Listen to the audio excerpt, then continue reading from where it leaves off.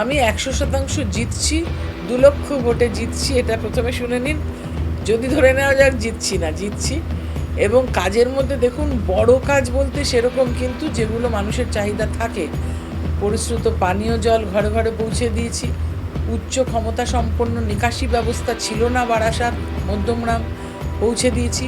এই পানীয় জল মধ্যমগ্রাম বারাসাতে তো 3-4 বছর ধরে বাড়ি বাড়িতে আসছেই।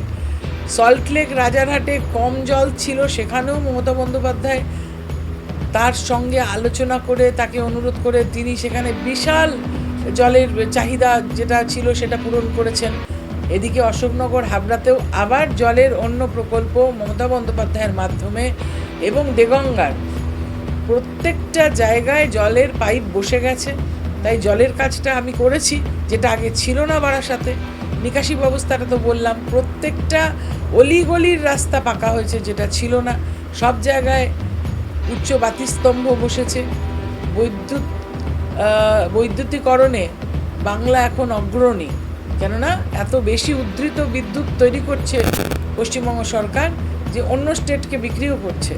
কিন্তু তা সত্ত্বেও আমাদের এখানে 100% বৈদ্যুতিকরণ হয়ে গেছে।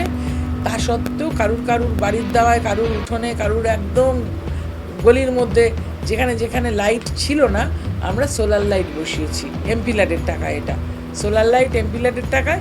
সর্বত্র সুরক্ষার স্বার্থে সিসিটিভি ক্যামেরা বসিয়েছি এমপি ল্যাডের টাকায়।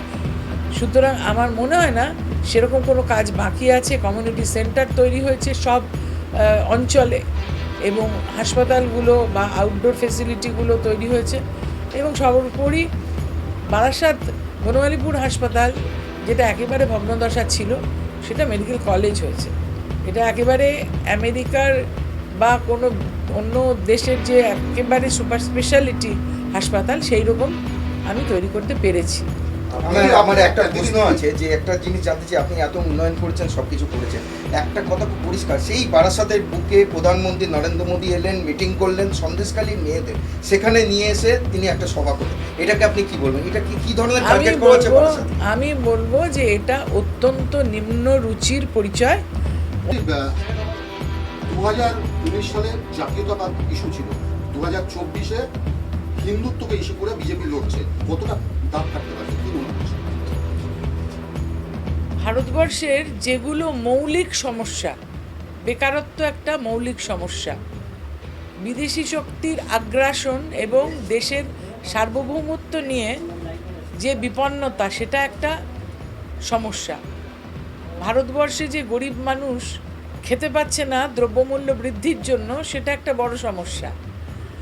ভারতবর্ষের যে কলকারখানাগুলো বন্ধ হয়ে রয়েছে, শ্রমিকরা, পরিযায়ী শ্রমিকরা কোভিডের সময় অসম্ভব অসুবিধায় পড়েছিলেন, এবং তারপরে তাদের অনেক রকম অর্থনৈতিক সংকট, সেটা একটা বড় সমস্যা। এবং সর্বোপরি নারী নির্যাতন দেশ জুড়ে একটা বড় সমস্যা। সেগুলোকে বাদ দিয়ে জাতপাত ধর্ম নিয়ে ভারতীয় জনতা পার্টির নিকৃষ্ট মানসিকতাকে আমরা যারা সংবিধান মেনে রাজনীতি করি তারা ধিক্কার জানাই, এবং তাদের এই মানসিকতার বিরুদ্ধেই আমাদের লড়াই।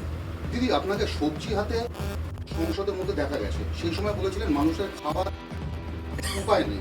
এই জায়গা দাঁড়িয়ে কোনো পরিবর্তন হয়েছে বিগত বিজেপি?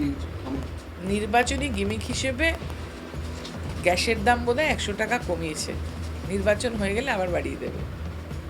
দিদি, যখন শিক্ষার প্রশ্ন আসে, তখন যেখানে সারা দেশে রেশনের কথা বলে বিজেপি সহানুভূতি আদায় করতে চায়, সেখানে মনে হয় না এটা কার্যত শিক্ষার জায়গায় ধিক্কা হচ্ছে? একদম, আমি তো বলছি যে মৌলিক সমস্যাগুলো তলানিতে এসে ঠেকেছে, সেই দিকে কোনো চিন্তা নেই। এই সরকারের ধর্মের ভিত্তিতে তারা ভোট ভাগ করতে চাইছে। শিক্ষার কথাই যখন আসলো, তখন একজন মানুষ যিনি আপনার বিরুদ্ধে প্রতিদ্বন্দ্বিতা করছেন বিজেপির হয়ে, তিনি যখন তার শিক্ষাগত যোগ্যতা নিয়ে প্রশ্ন উঠছে তার দলের মধ্যে, আপনি এটাকে কিভাবে দেখছেন?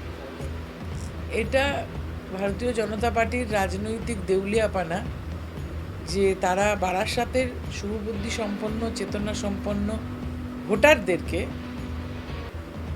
এমন একটা সংকটে ফেলে দিয়েছেন, যেখানে এই নিম্নমানের একজন প্রার্থীকে তারা যোগ্য মনে করেছেন বারাসাত সংসদীয় এলাকার জন্য, যিনি বোধহয় হাবড়ার কোনো স্কুলে ক্লাস 8 পাস না করে জাল সার্টিফিকেট বার করে নাকি পরবর্তী পর্যায়ের সার্টিফিকেট দিয়েছেন। এটা ওনাদেরই কর্মকর্তারা জমা দিয়েছে বলে আমি শুনেছি। বারাসাতের মানুষ শিক্ষিত মানুষ, সংসদীয় এলাকায় বহু উচ্চশিক্ষিত মানুষ রয়েছেন, পরিবার রয়েছেন। আমি মনে করছি এটা তাদের প্রতি অন্যায় এবং তাদেরকে অপমান করা।